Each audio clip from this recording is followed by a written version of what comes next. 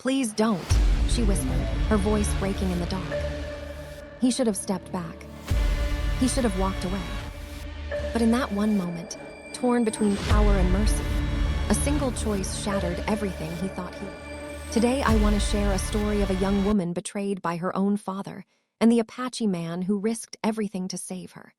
It's a tale of survival of trust built in silence and of two souls standing against power and lies. If this story reaches your heart, please help us reach 1,000 subscribers. Now let's begin their journey. Red Bluff, Colorado Territory, April, 1878. Dust moved like memory across the canyon, slow and deliberate. It curled under doors, clung to your boots, and settled deep into the lungs of men who didn't speak much. Nico Blackstone, Apache by birth and shadow by necessity, leaned against the post rail outside the D&E estate, arms folded over a chest carved from stone and sweat. He'd been riding the borderlands all morning, tracking a shipment of rifles Judge Dane claimed had been stolen. But Nico knew better. Most of D&E's enemies weren't thieves. They were men like Nico, made desperate by land that had once been theirs. Now in the dying gold light, he returned not to rest, but to stand watch over a home that had never welcomed him. Above him, lanterns swayed gently on the porch beams of the great white house. Music filtered down in fragments, piano notes, laughter glasses clinking. Tonight was Leona Dane's engagement supper. She was being promised to the mayor's son, a stiff-jawed man with political ambition and calloused palms that had never worked an honest day. Nico wasn't on the guest list. He never was. 9 years he had served the judge first as a tracker, then a fixer, then something not quite either. His loyalty was currency, his silence insurance. But no matter how many orders he followed, how many border skirmishes he ended before they flared, he remained a half-civilized savage in the judge's ledger. Tolerated, never trusted. He was 17 the first time he saw Leona. She'd been just a girl, then barefoot in the orchard sleeves, rolled face freckled with sun. Unlike her father, her gaze had been curious, not cruel. Not once did she flinch from him. That alone made her unforgettable. Now she was 24 and still carried that same defiant quiet in her spine. The years had refined her features into something striking, but her eyes held the same trapped intelligence. She stood near the window now, framed by velvet curtains, listening to the man beside her talk. She nodded in all the right places, but Nico could see her smile was hollow. She caught his gaze just once, only a flicker, and something wordless passed between them. He turned before it lingered. Later that night, back in the bunkhouse, Nico stripped off his trail dirty clothes and washed in a tin basin. The water turned rust brown, but it wasn't the kind of dirt that came off easy. His muscles ached with the quiet fatigue of someone who lived too much in seats himself. He sat on his cot, bare feet planted on the wooden floor, listening. Far off the party was dying down. Horses whinnied, laughter thinned. Then something else, a thud, muffled voices, a scrape. Nico rose, knife in hand. He stepped outside into moonlight. The estate was quiet, too quiet. Then he saw at a servant's door ajar the trail of disturbed dirt, a fresh set of boot tracks, a drag mark. His stomach knotted. He followed the path, sprinting past the gardens, the orchard, down the slope where the trees thinned. At the edge of the lower fields near the ravine, he found a torn scrap of fabric, pale silk Leonis. The tracks veered east, 3 horses, maybe 4, moving fast, one unburdened until now. He knew that route. It led to the Badlands. No tones, no law, just dry gulches and men who answered to no one. He ran back to the stables, hard hammering. Ghost. His Mustang sensed it too. Eyes wide, breath snorting. Nico saddled fast. No saddlebag, no food, just his rifle, knife, and the kind of rage that lives cold and deep. He passed the main house on the way out. The judge's study window glowed amber. Inside, voices ease. "She's gone," said one, taken, a pause. Then the judge let them take her. Silence. "But sir, the mayor, your alliance, she's not my blood," the judge said flatly. "Never was. She's the price, that's all." Nico's blood-assessed form. Leona discarded like a broken deal. He didn't knock, didn't speak. He rode into the night like a shadow on fire. By dawn, he was deep in the bluff trails, following hoof prints only someone like him could read. He found a creek bed where the water had pulled around fresh prints. 3 horses, one riderless. A set of boot marks near the edge, one smaller than the rest. Someone had stalled. A broken branch caught on a bit of silk confirmed it. She was still alive. He pressed on the sun rising sharp behind him. As the heat built, so did his Fize's. He remembered her face, strong chin, the way her brows pulled when she read. He remembered how she had once handed him a book he could not read and said softly, "You should learn. Your words are worth being written down." No one had spoken to him like that before, not even his own. And now she was taken. Not for ransom, not for power. No, this was punishment. This was the judge cleaning up the past before it spoke. And Nico knew one thing. He would get her back, even if it meant tearing Red Bluff apart to do it. The sun climbed high and hot over the canyons by the time Nico reached the abandoned mining trail. He'd crossed dry riverbeds and thorny mosquite, tracked their path through shallow ridges and game trails known only to those who'd grown up among the rocks. The signs were clear now. 3 riders, 1 woman taken fast and hard. They made no effort to cover their trail. They didn't think anyone would follow. Or maybe they thought no one would dare. Nico crouched beside a hoof print in the chalky soil. The spacing told him the horses had slowed. Less urgency. They were near wherever they planned to haul up. He scanned the terrain low. Brushed jagged rock walls on either side. Ahead, a narrow break in the cliffs, a blind passage good for ambush or hiding. He left Ghost tethered beneath a bluff and moved forward on foot, rifle across his back blade at his hip. Silence reigned except for the occasional buzz of flays and the distant cry of a hawk. Then he heard it, muted voices echoing faint from within stone. Laughter, a grunt. Something dropped. He crept closer. A weathered opening appeared in the rock wall, partially hidden by brush. An old mine shaft, long abandoned, half collapsed, but deep enough to conceal men without morals. He eased close ears, straining. Inside, someone cursed. "Hold her still, damn it." Another voice crewer. "Girl, don't have sense to scream no more." Nico's vision narrowed. He counted 2 voices inside. The third man must have gone scouting. Good, he didn't hesitate. He burst through the brush like a storm blade first. The first man never got a hand to his pistol. Nico drove the knife straight under his rib, twisting hard before the body crumpled. The second stumbled backward, reaching for a shotgun on him, but Nico was faster. He slammed into him fists like hammers. A punch to the jaw, then another to the throat. The man gurgled and fell choking on his own breath. Then silence, then breathing, shallow, ragged. Nico turned and saw her. Leona lay on the dirt floor, her wrists bound above her head, ankles tied tight. Her dress was torn and stained with blood, her skin pale, bruised, but her eyes were open, dazed, afraid. He crossed to her fat. "Leona," he said, voice low. "It's me, Nikok." She blinked, tried to speak, but her lips trembled. He knelt, cutting the ropes at her wrists. When he moved to her ankles, he paused, noticing the dark stain between her thighs. His stomach dropped. "Are you hurt?" he asked, voice taut. Her eyes welled. "No, not like that," she whispered. It's just my time." It took Nico a second, then understanding dawned. Relief swept through him like wind over fire. "Oh," he murmured, "okay." He didn't blush, didn't look away, just helped her sit up, wrapping her in his coat. Her hands trembled. "I thought you wouldn't come," she said. "I did, that was all." He helped her stand. Her knees buckled. He caught her, lifting her easily into his arms. She buried her face into his shoulder as he carried her out into the light. The sky was blinding after the cave. Her fingers clung weakly to his shirt. They made camp in a narrow AO5 from the mine, sheltered between rock spines. Nico made a fire from dried roots and boiled water. He gave her a tin cup, his coat still wrapped around her. She drank slow, her lips cracked and pale. "You knew where they'd go?" she asked. "I knew what kind of men they were," he said simply. "This is where I'd hide if I didn't want to be found." She nodded faintly. Silence stretched between them. Not awkward, just heavy, like something that had been buried too long. "Why did my father send them?" she asked finally. Nico didn't answer right away. He cleaned his knife with steady hands. "Because you're not part of the plan anymore," he said. "Because you know too much." Her throat worked as she swallowed. "He always hated me," she whispered. "I just never knew how much." Nico looked up. "He's not your father." Leona blinked. "What?" He set the knife down. "I heard him say it to the mayor's envoy. Said you weren't his blood. Said he wouldn't pay to bring you back." She stared at him, lips parting. "That's why he wouldn't come," she said. "That's why he looked at me like I reminded him of a lie." Nico didn't speak. He knew what it was to be looked at like that. She pulled the coat tighter. "I always thought if I was good enough, he'd see me like I mattered." Nico met her gaze. "You do matter, just not to him." Her eyes burned, but no tears came. She was past that. What filled her now was colder. "He'll come after us," she said. "I know." She reached across the fire, her fingers brushing his. "I don't want to go back." "You won't."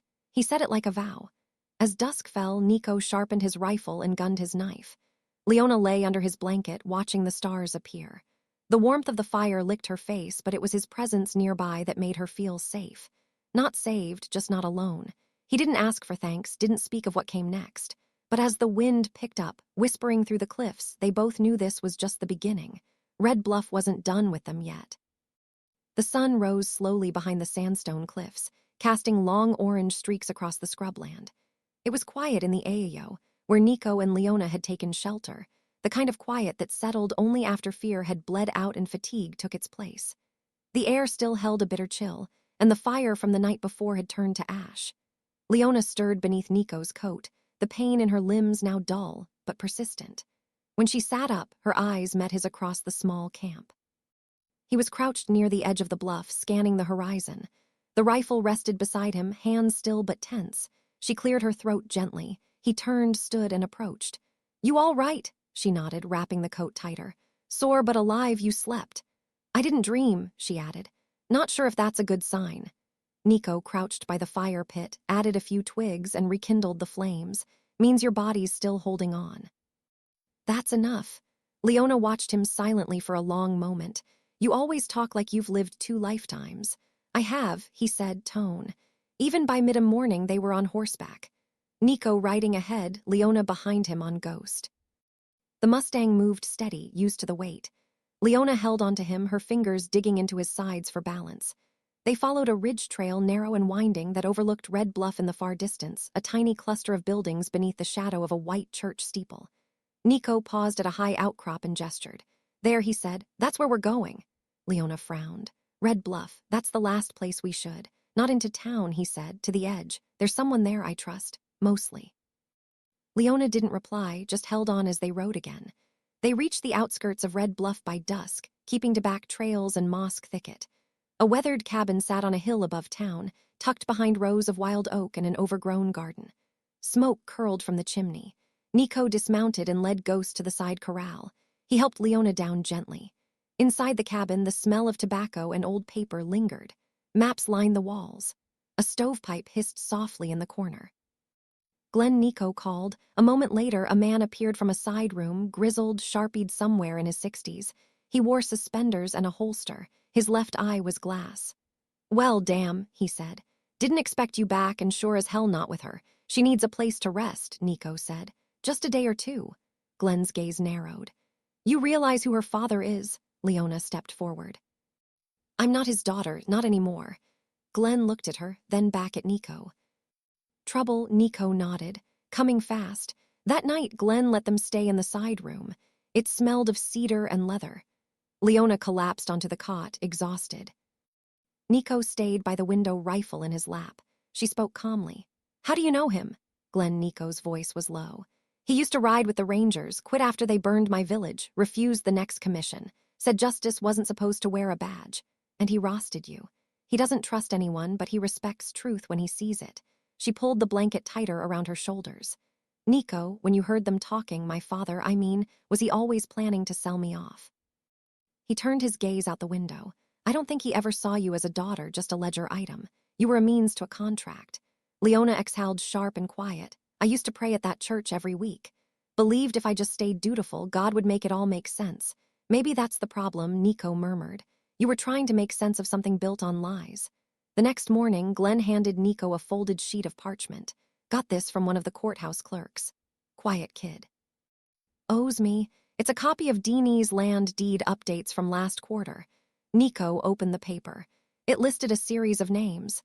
Some crossed out, others newly added. Leona stepped beside him. "My mother's land," she whispered, pointing. "It was supposed to be left untouched in trust. But it's here," Nico said. "Got aimed by sea." Leona's voice trembled. "She died before he could take it. I remember her saying she left it for me. Her name should be on the deed, not his." Nico scanned the column. "Look, this one dated 2 months after she passed. That's impossible." "He forged it," Leona said flatly. "He never owned the land." "And if he lied about this, he's lied about more," Glenn muttered. "A man who cuts up the past and repackages it for power. Don't stop at land. You need proof." Leona looked up at Nico. There's a safe in his study, hidden under the floorboard near the bookshelf. I've seen him go there after late-night meetings. Nico nodded slowly. Well, go tonight. That evening, cloaked in dark, they rode back to the Dane estate, keeping off the road. They left the horses tied beneath the ridge and approached on foot, hugging the tall grass line. The house was dim, most of the staff sent away after the engagement party. They entered through the rear servants' door. The study smelled of stale whiskey and gun oil. Nico crossed the room in 3 strides, pulling back the rug and prying up the floorboard. The safe waited beneath old and iron-bound. "Do you know the code?" he asked. Leona knelt beside Ammon, fingers trembling. He used the year he bought the judge's robe. I think 1865. The dial clicked. The latch gave. Inside were stacks of deeds, cash, and a small black book. Nico flipped it open. Names, payments, signatures, some with a red. "This is it," he said. "Everything he's done to buy power, the bribes, the silenced men." "Look at this," Leona whispered, pulling out a folded page. It was a letter, her mother's handwriting. "He found it," she said, breath-catching. He kept it to make sure no one else ever knew. Nico touched her shoulder. "Now we do." From outside came the crack of a twig, the gun of voice. "Drop it, both of you." They turned slowly. The sheriff stood in the doorway, revolver raised. "I knew you'd come crawling back, girl." Behind him stood 2 deputies, guns drawn. Nico looked at Leona. She didn't blink. And as her fingers slipped into her coat, reaching for the small pistol Nico had given her that morning, he realized something. She wasn't afraid anymore. The moment froze, gunmetal glinting in lantern light. Leona's fingers tightening around the grip of her pistol and Nico's weight shifting ever so slightly as he measured the 3 men across the room. The sheriff, Rook Lyall, was no fool. He'd been Deanie's hatchet man for over a decade, too clever for most and too cruel for the rest. The 2 deputies flanking him, Raleigh and Boone, looked like hounds let off a leash. "Step away from the safe," Rook growled. "You're both under arrest for trespass, theft, and attempted sedition." "Sedition?" Leona's voice, steady but cold, rang through the room. "What law did you dig that one out of, Rook?" "My father's over the territories." "You're not a D&E anymore, sweetheart." Rook sneered. "That name was your shield." "It's gone now." Nico spoke then, voice like iron. "She's not the one who should be arrested." Rook's eyes narrowed. "You just don't know when to shut up, do you, Apache? No more words." Leona moved first. She ducked to the side, pulling the pistol from her coat. The first shot cracked, echoing off the wood-paneled walls. Raleigh cried out, his arm jerking as the bullet sliced through muscle. Boone lunged forward, but Nuh was faster, crossing the room in 3 strides. He grabbed the lamp off the desk and hurled it. Glass shattered. Flame roared. The sheriff stumbled back as oil caught on the curtain fire blooming behind him. Nico slammed into Boone with his shoulder. Driving him against the bookshelf, wood splintered. A rain of old law books fell like bricks. Rook fired once, missing Nico by inches. Then Nico was on him, blade drawn, a flash of steel and fury. They wrestled through the smoke, the sheriff howling as Nico's knife cut a deep gash along his ribs. "Run!" Nico shouted over the crackle of flames, but Leona didn't run. She fired again, hitting Raleigh in the leg as he tried to rise. Then she turned, grabbed the black book from the desk, and sprinted to Nico's side. Together, they burst out the front door into the cold night. Smoke curled from the shattered window behind them as they tore across the front lawn and into the orchard. Ghost waited behind the fence hooves, restless eyes wild from the scent of fire. Reed and Nikiko barked, helping Leona into the saddle. He mounted behind her just as more shouts rose from the estate. Lanterns flared. Gunshots cracked behind them. A bullet sang past Nico's shoulder, ripping through his coat.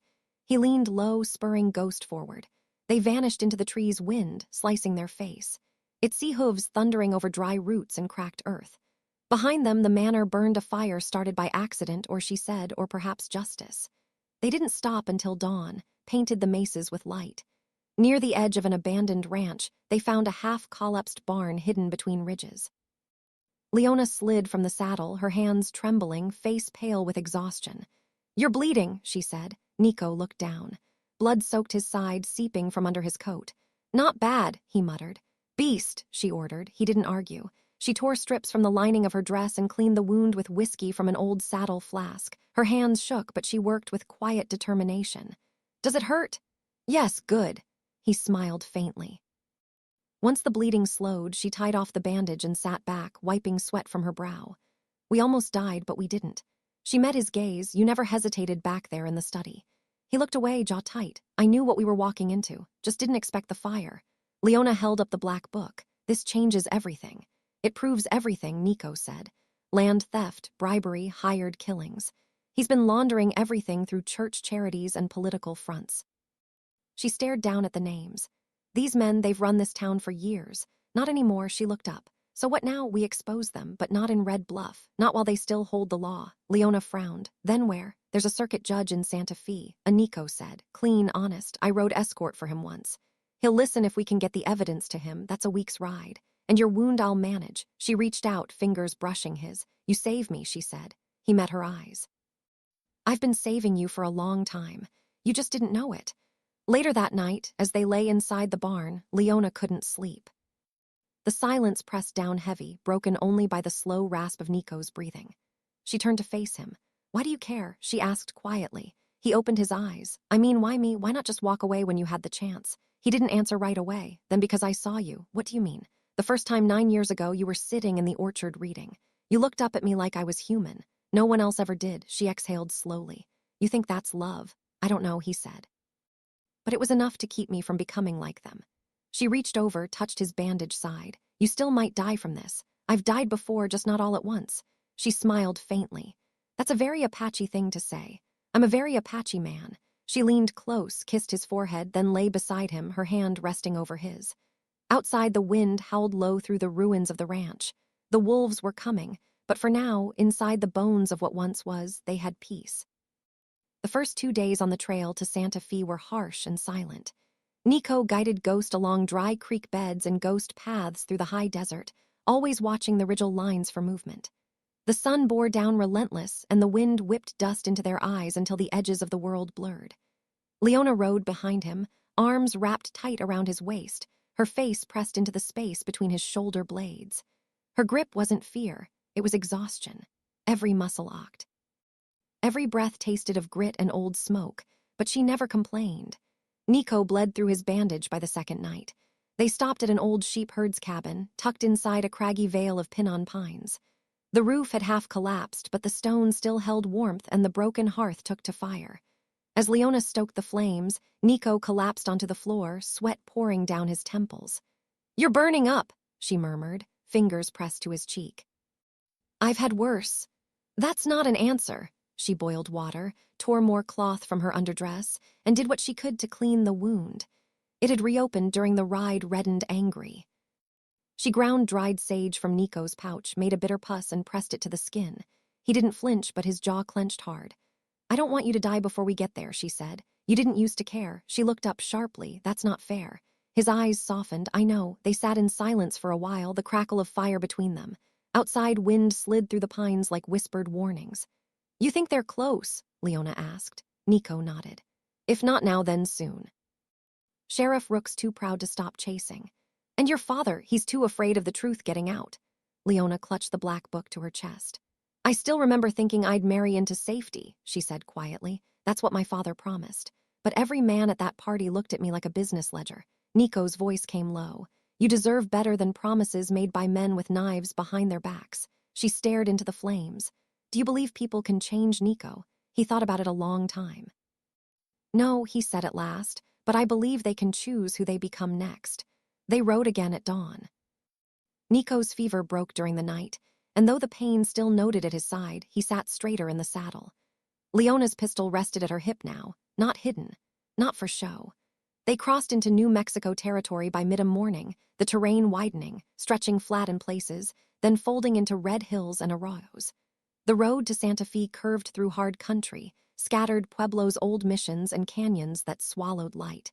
At midday on the third day, they found trouble. Riders came fast, 4 of them, faces masked, guns drawn, hired men, not law, mercenaries. One raised a rifle and fired a warning shot. Dust kicked up inches from Ghost's hooves. Nico turned hard, forcing the Mustang up into the rocks. They dismounted behind a low rise, took cover between sandstone ledges. Leona dropped beside him, panting. They followed us. They're not lawmen, Nico muttered. They don't care if they shoot first. Gunfire cracked overhead. Pebbles sprayed their faces. Leona covered her head, then reached for her pistol. Nico's eyes flicked to her. You know how to shoot? No, she said, but I know how to aim. He passed her the spare rifle from his saddle bag, whispered instructions. Wait for my signal. Don't shoot unless they close in. He crawled along the ridge, circled wide, ghosting through brush and rock. Two of the gunmen advanced reckless, overconfident. One lit a cigar as he moved, grinning like a dog who thought the fight was already won. He never saw Nico. One swift blow to the throat, a knife through the kidney. The other man turned at the sound only to take a rock full in the face. Then Nico's fist breaking his jaw. Both collapsed without firing again. Gunfire echoed as the last two advanced on Leona's position. She waited, then rose. The rifle cracked. One man tumbled backward, his shoulder shredded. The last turned to run, but Nico dropped him from behind a clean shot through the calf. The man screamed, then whimpered into unconsciousness. Nico returned to Leona's side, breathing hard. She lowered the rifle. I only meant to scare him. You did. He glanced at the wounded men, but you can't keep thinking fear is enough. Leona looked down at her hands. They weren't shaking. Then I'll learn. That night they camped in a dry canyon surrounded by rock spires. The stars stretched clear and endless overhead, and the moon was thin, sharp like a blade. Nico sat sharpening his knife while Leona read through more of the black book. She looked up. There's a name here I recognize, Judge Hurst. My father always said he was incorruptible. Then maybe he's the one we need. She nodded. He lives outside Santa Fe, a day's ride from the capital. Nico tied off his blade. Then that's where we go. She closed the book. I don't want to just hand this off. I want to testify. I want people to hear it from me. You sure I'm tired of being someone they speak over or use or sell? He looked at her. Really looked. You're not the girl I carried out of that cave. She reached out, touched his arm. You're not the man who stood in shadows either. He covered her hand with his. They didn't kiss. Not yet. But something in them shifted, rooted, grew deeper than need or rescue. It wasn't just love blooming. It was loyalty. Respect and pain shared like a burden made lighter. They reached Judge Hurst's homestead at dusk the next evening. A ranch house built from adobe and stone sat beside an old cottonwood grove. No guards, no servants, just a man with silver hair and tired eyes sitting on a porch with a journal in his lap. Judge Hurst, Leona called as she dismounted. The old man looked up, his eyes narrowed. You're Deanie's girl. She walked forward, book in hand. Not anymore, behind her. Nico stayed mounted, watching the horizon. We need 10 minutes, she said. That's all. The judge took the book, read a few pages and didn't look up for a long time. The morning sky over Santa Fe was a wash of pale gold streak with slate blue, where night still clung. In the courtyard of Judge Hurst's adobe estate, the Sikas were quiet. So were the people. Nico stood near the arched gate, rifle in hand, his eyes tracking every rider who passed the distant road. The town below was waking. So was the danger. Inside, Leona sat across from the judge at a heavy oak table. The black book lay between them, opened wide. Hurst had been reading for hours. Every page turned with the gravity of law. I knew D&E was ambitious, Hurst said finally. But this is beyond ambition. This is treason. Leona's hands were folded tight in her lap. Can you bring it to court? I can, he said. But it won't be cleaned. He's paid off. Half the circuit has friends in the territorial office. Even in Santa Fe, I'll be fighting a stacked deck. I'll testify, she said quietly. I'll name every man, every deal, every false contract he ever waved under my nose. Hurst looked at her long and hard. You understand what you're walking into. I do now, he nodded once. Then we ride at dusk quietly. I'll have you both under protection until the hearing. She exhaled, shoulders finally easing. Nico entered, closing the door behind him. They're here. Juliana asked. Rook and 4 riders saw them passing through the southern ridge. They're following the scent. Hurst stood. I'll call for federal marshals. You won't have time, Nico said. They'll move before dusk. The judge looked at them both. Then we hold them off long enough to ride. That afternoon passed like a slow drag of thunder across a clear sky. Judge Hurst armed 2 of his ranch hands and barricaded the front gate. Leona helped pack the pages of evidence into a canvas satchel while Nico checked the ammunition and oiled the rifles. I thought it would feel more triumphant, Leona said as she loaded bullets with shaking fingers. Justice never does, Nico replied. It's just a quieter kind of violence. She turned to him, eyes searching. You think we'll survive this? I think we've already survived worse. She nodded, and for a moment that was enough. At twilight they heard the hooves, not galloping, stalking, 5 riders moving through the brush below the property line.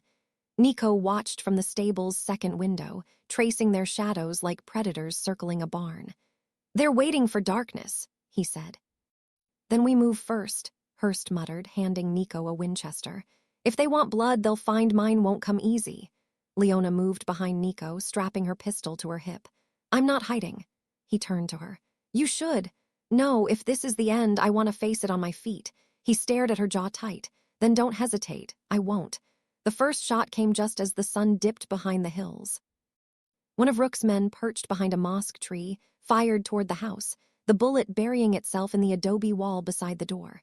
Nico returned fire, dropping the shooter with a clean shot to the shoulder. Then chaos. Gunfire erupted from both flanks. Dust clouded the air. A second man rushed toward the fence, but Hurst's ranch hand cut him down before he made it halfway. Inside the gate, Leona crouched low, pistol drawn, breath fast, but focused. Rook charged with another rider, aiming for the side entrance. Nico met him head-on, diving from the stable roof in a blur of buckskin and steel. He knocked the second man from his horse, then turned to face Rook. The sheriff raised his pistol. "You should have stayed on your damn reservation," he spat. "I never had one," Nico said. The two men lunged. They fought like animals. Punch his elbows, blood. Nico's side wound split open again, but he didn't fall. He ducked a wild swing, slammed his forearm into Rook's throat, and drove them both to the ground. The pistol skittered across the dirt. Leona ran toward it, scooping it up just as Rook rose behind Nico, blood dripping from his mouth, eyes wild. He reached for his knife and froze. Leona stood 5 feet away, pistol aimed at his chest. "Don't," she said. Rook hesitated. Then he lunged anyway. The shot echoed like a final breath. Rook dropped to his knees, surprise etched across his face, then collapsed forwards into we. Violence returned like a falling curtain.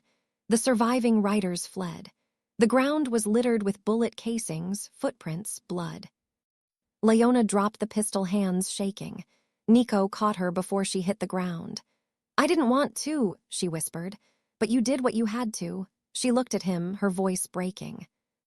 "Does that make me like them?" "No," he said. "It makes you free." 3 days later, they stood before the territorial court in Santa Fe. Judge Hurst presented the evidence.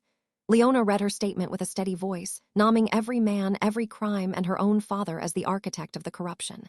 The courtroom sat in stunned silence. Within a week, warrants were issued, assets frozen. The Dane estate seized. Leona refused to attend the sentencing. Nico waited outside the courthouse, leaning against a pillar in the morning sun. When she stepped out, she didn't speak, just wrapped her arms around his chest and held tight. "What now?" he asked. "We go," she whispered. "Where anywhere, the road's long and the past can't catch us." They left that night. No ceremony, no goodbye, just a man and a woman. Saddlebags full of truth and blood still drying on their memories. They rode west past the mountains and rivers, chasing a kind of peace no law could grant. And as the stars wheeled above Nico, reached for her hand. Leona didn't let go. They rode south until the land changed again, until the tall pines gave way to emskay and brittle brush, and the stars at night hung lower, larger, as if daring them to dream. Somewhere past Los Cusis, they traded Ghost for 2 sturdy horses, no names, just hooves and heat, and kept riding until their past no longer whispered behind them.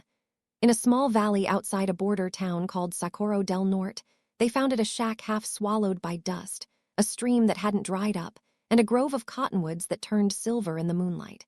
It wasn't much, but it was theirs. The first few weeks were.